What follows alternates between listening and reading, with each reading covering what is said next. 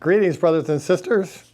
All year we've been working on the Eucharist because this is the year of the Eucharist. And bringing it to the close is the Bread of Life Discourse in the Gospel of John chapter 6. And the thing to keep in mind here is this. John was the last gospel to be written many, many years after Matthew, Mark, and Luke. And these three are called the synoptics because they follow the same narrative structure.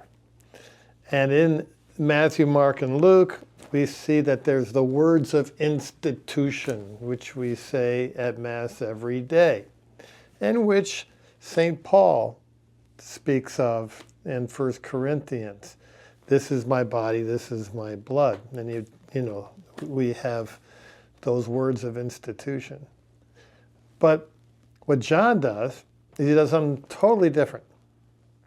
And that's because in his day, there was this heresy that was just beginning.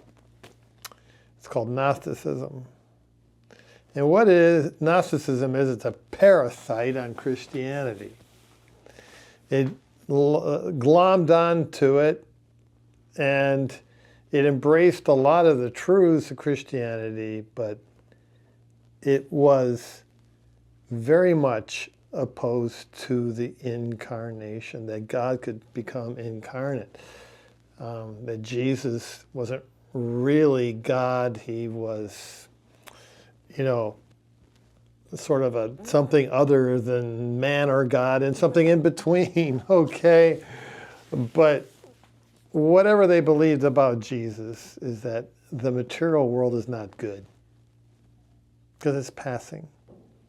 And so the Eucharist obviously could not be the body and blood of Christ, right?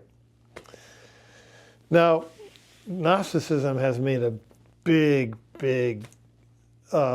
resurgence in the church in the West in the last few hundred years. And we find that with this becomes a loss of the belief in the Eucharist. So John's very important for us in our culture today, because in this Bread of Life Discourse, you just can't miss it. And so I want to talk to you a little bit about the structure of the Gospel of John. It's based on the creation narrative. It begins in chapter 1 like that, and then in chapters 2 through chapters 20 or 19, we have seven signs that correspond to the 7 days of creation. And we might look at these signs kind of like a chapel that you go into. I've often talked about Matthew, the Beatitudes that way too. You walk into a church with side chapels, and the first one would be the miracle at Cana, where Jesus turns water into wine. And it's a marriage, right? The next one's the healing of the nobleman's son. The next one after that is the healing of the paralytic at Bethesda, pool of Bethesda. And in the middle, we've got the the miracle of the 5,000, the Bread of Life Discourse. We might look at that as the altar in this church.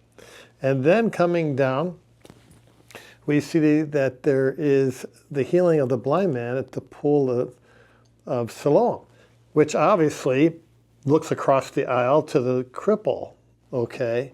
It's very interesting to compare those two, and John wants us to, because the cripple never really converted. But the blind man did, and he becomes a prototype of a believer. This is how you believe, right? And then the next one down is the raising of Lazarus, which parallels the healing of the blind man's son, whose son was actually to the point of death. Lazarus was 4 days, so dead. So those are, compared.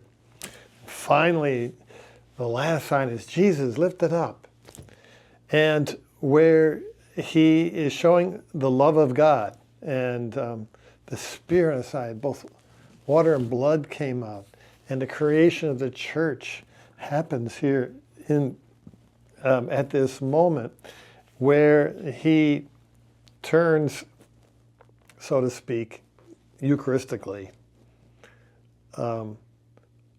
wine into his own blood. See how that parallels the water into wine in the first miracle at the wedding of Cana. But the thing about it is at the middle of it all is this Bread of Life Discourse. And so instead of just the short words of institution, John creates here a whole discourse that takes us deeper and deeper and deeper into the mysteries of the Eucharist. So, that is by way of introduction to this most important discourse in the Gospel of John. God bless.